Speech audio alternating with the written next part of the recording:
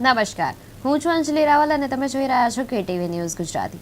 અમરેલીથી સમાચાર મળ્યા છે કે ખેડૂત સંબંધિત ગુજરાત સરકારે રાજ્યના ખેડૂતો માટે 10,000 કરોડ રૂપિયાનું વિશાળ રાહત પેકેજ જાહેર કર્યું છે.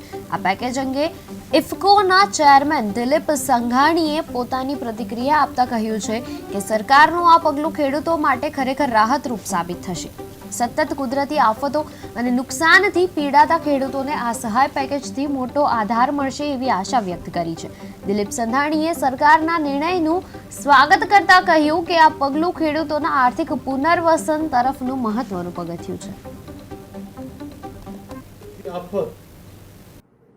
વરસાદના કારણે ખેડૂતોની વેદના સાંભળી ન શકાય એવી ચીજ માનનીય મુખ્યમંત્રી ભૂપેન્દ્રભાઈ પટેલ, કૃષિ મંત્રી જીતુભાઈ વાઘાણીની સંવેદનાએ આજે જે નિર્ણય 10,000 કરોડનું પેકેજ આપીને ખેડૂતોને જે રાહત આપી છે એ ચીજને આનંદમાં પરિવર્તન કરવાનું માનનીય મુખ્યમંત્રીએ જે આજે કામ કર્યું છે ઐતિહાસિક ધોરણે કુદરતી આફત